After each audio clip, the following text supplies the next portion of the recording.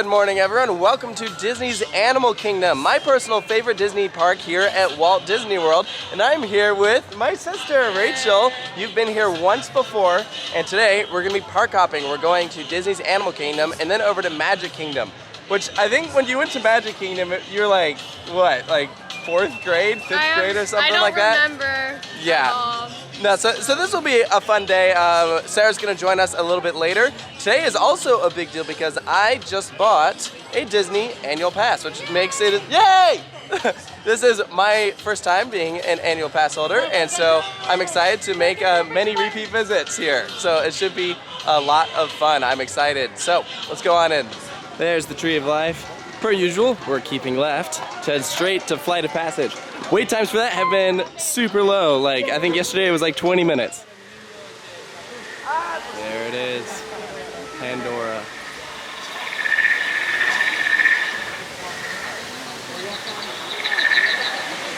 Flight of Passage is a 35-minute wait. Here we go.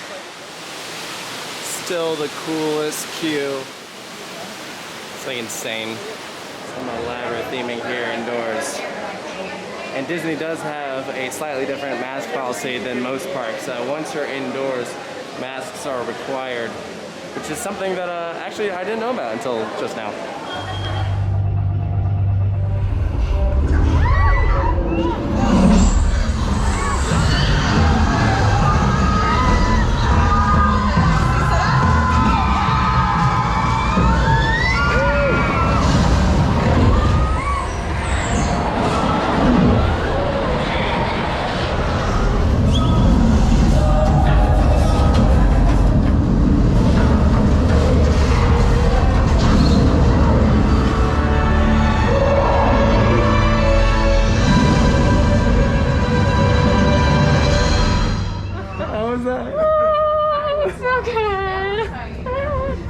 Get these in the gift shop. They have like a little banshee that you can just buy and build, and like they also have the cool like flying ship from the movie. Those big robots. That's cool. Imagine being tasked with having to weave this whole thing. Oh my gosh. That would take so long.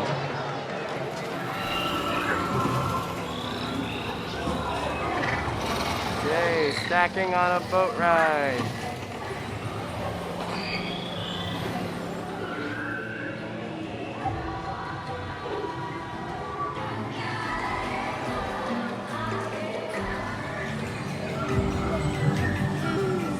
So cool.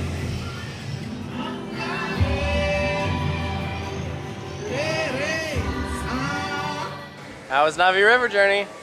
I don't know how they made that animatronic so real. Like, it's a lot of time, that's like, for sure. Movements were so fluid. Yeah. So good. That animatronic is worth it alone to do that ride, but it's very, very peaceful. I mean, we were commenting, there's not too many rides here just in the world that literally anyone can ride, and this is one of them. You can bring a newborn baby on that ride. And you know what? They'd probably be amazed because even they would recognize that's freaking cool. No? Alright, whatever. Ladies and gentlemen, we finally made it. The worst area in the park. Wait, this isn't Velocicoaster. Welcome to Discount Park.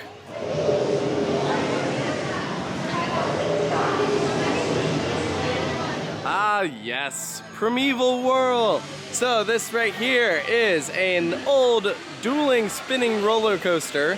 Not good at all. In fact, pretty much a disgrace to Disney. And they are removing it. Yay. It is on the way out. And so, naturally, that brings up questions. What should replace it?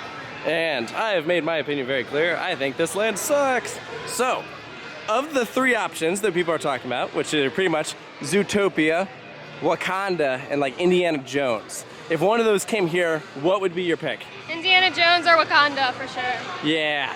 I know that some people have said that if they ever brought Wakanda, it'd be better at Epcot, but I don't know. I think Wakanda would fit pretty well here. I think just a Black Panther land would be so cool. Indiana Jones would be cool, and you know, we just did Dinosaur. That's the same ride system as Indiana Jones in California and Tokyo, so that could transfer over pretty well. I don't know.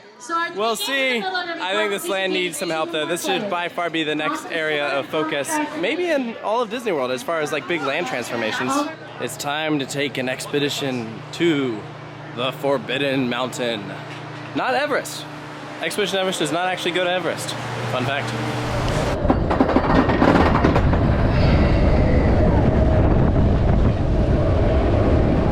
Off we go.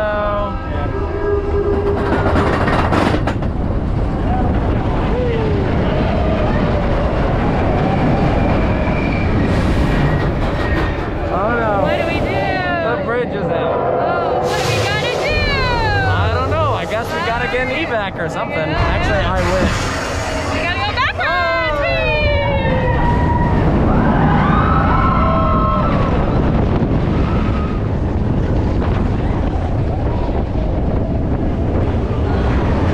What are you doing? Slow down! Slow down! I'm supposed to be center stage! Look at me! I'm in a parade! I just can't wait to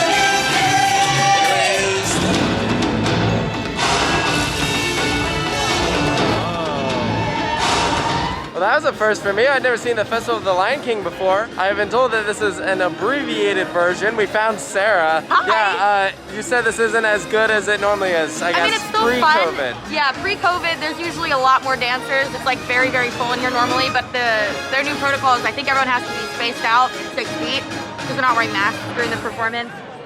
So there's a lot less dancers. They took away all the acrobatics, which personally that was my favorite part. Like they had a bunch of monkeys on trapeze during Hakuna Matata, and it's like so cool watching them. And then the other thing was during Can You Feel the Love Tonight, they usually have birds suspended from the ceiling, like people dressed like birds suspended from the ceiling, yeah. Now also on the left-hand side, there's some pretty big, pretty scary looking animals over there. Those are Nile crocodile. Now generally hippos don't come out of the water until night. Now giraffes are the world's tallest land mammals. Tallest one on the reserve is around 19 feet tall. And they can travel in pretty large herds. I love a good ride there on the Kilimanjaro Safaris. We saw a lot of animals. Yeah, we did. I thoroughly enjoy that. It also just amazes me how big it is because it goes so far back there, you completely forget that you are even in a theme park at that point. Fun fact, it actually makes Animal Kingdom by far the largest Disney park in Florida. Well, yeah, and I believe it was the largest theme park in the world until Great Adventure combined their drive-through safari with the actual park, so then that was the biggest. But now that's back to being a drive-through, so does that make Animal Kingdom back to being the largest? Perhaps. Rachel, your pants are glowing. My pants are glowing. Oh. Welcome to the Avatar program. First, we have to scan you for Pandoran microparasites. Ah, you've all got them. We got the COVID. Almost done here. They're all clear. Great. We're vaccinated. Now let's go over how all this works. Our favorite restaurant in Animal Kingdom was closed, so we went to Flame Tree Barbecue and got this mac and cheese pulled pork onion ring thing. And you know what? It's good. It is good. Is it good? All right, to update, this dude right here just flew up on our table. He nabbed a few macs and the cheese. He keeps gravitating towards us. Stop. Don't do it. This bird just got on our chair. Oh my god. What? We're just eating and he just hops up right here. Well, that was an eventful meal. The food was good, but I mean, the birds, it's free entertainment. Oh yeah. Yeah, no, I enjoyed it, and this was a great day. You know, it's about 5 o'clock. We're headed out to go to Magic Kingdom, and that's where we're gonna be hanging out for the remaining 4 hours that they're open. So, we'll see you there. Welcome to the most visited park on the planet. This is Magic Kingdom, a park that I have long claimed to be actually one of my least favorite parks I've ever been to. Sarah here is hoping to change my mind. Yes, I am. Listen, and I will. It's not that I think that this place is like terribly run or anything. It's just, I don't feel like I'm the target audience for this place. You know, like most of the rides here are not for me, but that's okay because, you know, I think that this is a great place that a lot of people can have a great time at. Rachel here, you have not been here since, what, elementary school? Something like that? Something like that. There's a cake out front with a bush of Mickey and Minnie.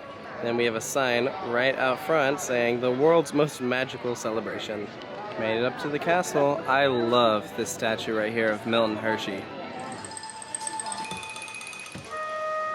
Wait, if you hit the instrument, it makes that noise? Hit the harp thing. What the heck? Is this haunted room actually stretching? Or is it your imagination? Nothing gets my adrenaline racing like trying to quickly get on this ride vehicle without it stopping. My anxiety is spiking. Haunted Mansion done. That thing's great. That is I always love that ride. Rachel loved it. I was laughing so much. so hard. I'm like, wow, my sister's like the biggest fan of dead people. Like, no, it was really fun. Like, you know, I always enjoyed this ride. Like, some of the tricks that they have for just like some of the scenes is amazing. Like the technology behind it. This is an older ride, you know. Pretty old ride. All right, so we're all in agreement, right? Right? We are not doing that, right? Yeah. What, you don't want a song stuck in your head for the next 3 years? I'm good. All right, we just got to have a showing of, what was that? Mickey and Minnie's Runaway Harmonica showing? Yep, that's what it's something. called. I don't know. That kind of hurt my eyes. That hurt. Yeah, like, I don't know how old this attraction is. It's old, yeah. Yeah, it's like when 3D first kind of started. When 3D first started, all right, that makes sense, because like, it like, honestly, I feel like strained is the right word to use. Like, it like strained my eyes to like look at it. It was, the best way I'd describe it is like a medley of classic Disney scenes, but with Donald Duck inserted into him. He's just kind of going from one to the other. I don't know, it was kind of weird. I don't know. The best part was at the end, they shoot Donald out of a tuba and he slams against the wall, and it's like a practical effect where they have Donald Duck's butt sticking out of the wall. Like, nope, absolutely not. I'm still way too traumatized from last time. For those who don't remember, the last time I did Seven Dwarfs Mine Train, I swear we waited 3 hours for it, and it was not worth it. So, yeah, 3 hours. Yeah, not joking. Because it went down several times, and it was, I don't know, really low capacity. Pro tip, well actually I guess it doesn't really matter anymore, but if you ever know that there's a line that's going to be fairly long, get in it like 5 minutes before close and you will walk right through, because they streamline everybody out. Here's what I'll say, we got in line when it was daylight out. When we got off, it was dark. It was a night ride. So, Yikes. I am okay with never doing Seven Dwarfs ever again, but that's wanna just go do me. it? I see Tron, oh my gosh, I'm so excited. So if Tron is over there and Space Mountain's right here, where's the entrance for this thing gonna be? Do you know? What, the Tron? Yeah. I'm assuming they're gonna open this area up, like where you walk back that way maybe? I'm not actually sure. Made it to the loading zone. There are two sides to Space Mountain, Alpha and Omega, and I have no idea which side is the good side. Apparently there's a good airtime hill on one of them. I don't know which. I can't remember because my brain doesn't work, I'm sorry. Here's the thing is, I've now done 3 Space Mountains, and I remember thinking this one was the worst of the 3. Because the one in Tokyo and the one in California are almost identical, and I just remember thinking that those were like an alpine coaster in a box, basically. So this one being a little bit more jankier, you can tell this one's pretty old. I never found it rough, actually. I don't know. This is literally just based off of what I remember from it, and I will give a revised review at the end. Alright, so we ended up doing the Alpha side of Space Mountain, and I just found out that the Omega side is the ride that really has good airtime. That being said, doing it in the last row, there were a couple decent pops. That being said, it is definitely a very old ride. It has its janky moments to it. I do prefer the other version of Space Mountain. I haven't done the Disneyland version yet, but I really like it. I like a good indoor in the dark roller coaster. Yeah, we were both saying that if it was outside, it'd be pretty lame. No, of course it would be, but that's not the point. It's supposed to be like a package deal, you know? You get theming and you get a half decent, you know, roller coaster. For being as old as it is, I think it's really fun. we found a spot for the fireworks, and it is absolute chaos. Everywhere we look, Nothing. there's people. You should come here near a holiday or on a weekend. Alright, so someone who's smarter than me, they currently have a projected version of the castle and its colors on top of the current castle. What I'm trying to figure out is, where is it getting projected from? Like normally there's some sort of projector around like a high surface to like project on the castle, but it's like clear here. So like, how are they doing that?